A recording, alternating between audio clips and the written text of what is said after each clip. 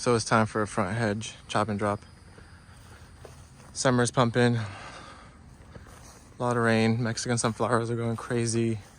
This is the swale, the front ditch, the drainage ditch. So whenever we have a good rainy season, the front hedge just pops off because of all that accumulated water down there. Napier grass going crazy. Turmeric's popping up. These, I don't know what grass this is, but this comes up like a weed, and it's an amazing grass. It does usually come up in the middle of the beds, which kind of sucks. It can be in a pain in the butt when it comes up in the middle. It like lands in pots sometimes, and so sometimes when you put like potted plants, that ends up kind of being one of the ones with it. But either way, it's an amazing grass.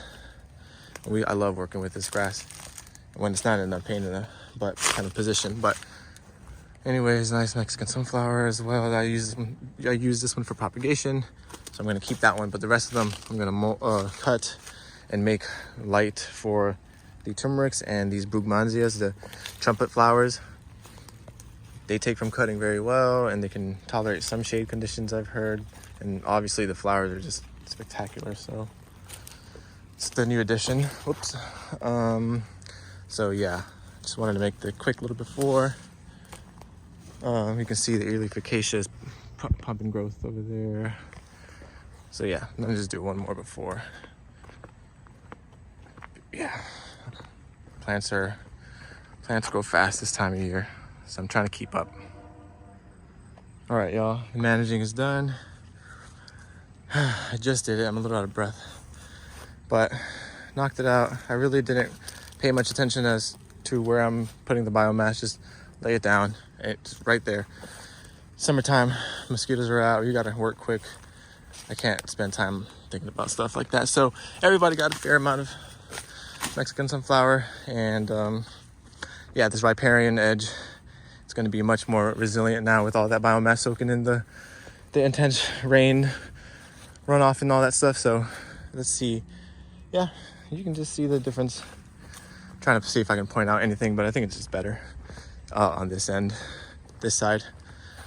More moringas that need to come out. All these moringas, I don't want, I'm not trying to grow moringa. I'm just trying to use it to feed everyone else.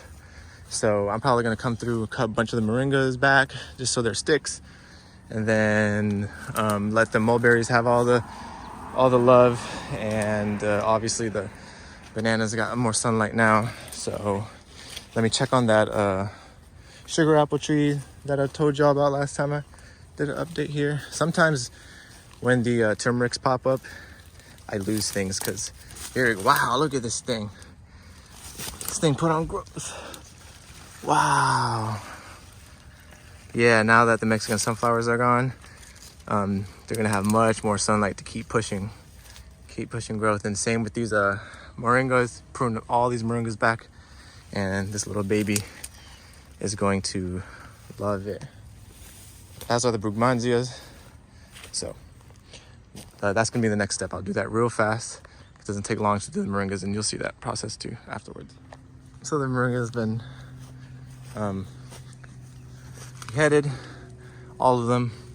If they're thicker, I'll just do the easy stuff with the hand scythe. I'll do like this stuff, the easy stuff, and then once everything managed and done, I'll just come back with my little folding pruning saw. This is a dope tool to have. Fits in your pocket, and you can just flip it up at any time, just in case you need to do something a little bit more heavy duty. So that you come back and do that, because it kind of resprouts better when there's a fresh big cut like that. And then yeah, you can just see, it's just a little bit more sunlight, more than anything, the growth hormones. So moringas are totally phasing themselves out here, which is the plan. So yeah, I like it. It makes little perches for the lizards. They love using those sticks to have higher ground so that they can hunt insects better. So I also cut the those clumping grasses that come up naturally, and I put it on the sugar apple here.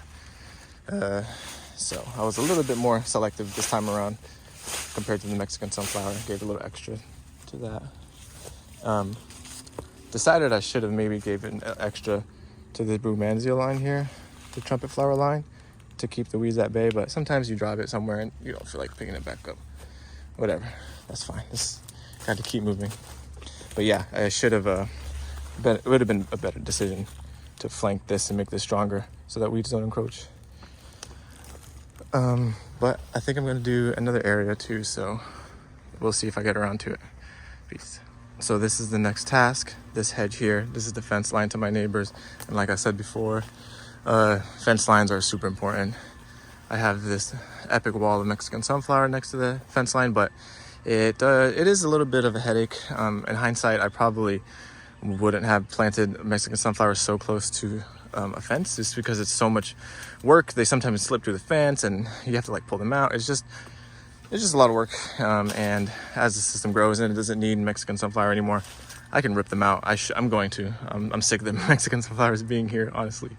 But the biomass they produce is just so amazing. It's so easy, and all the plants on the western side really love that little extra bit of nutrients and blockage sometimes for that western sun.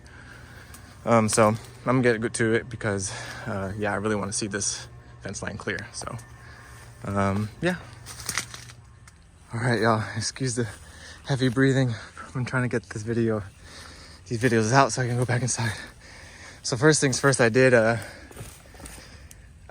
rip out 3 big clumps of Mexican sunflower that were way too close.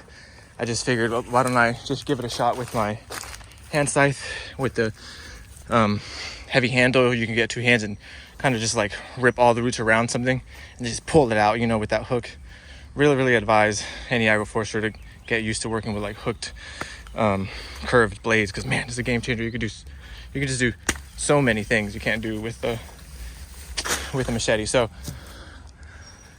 I was able to go a little bit picky with some of the material to add to these 2 turmeric beds, and but mainly it's just this line here. Opened up all that sunlight, all that view. So it's a happy medium, it's the peak of summer. Things are hot, things are humid.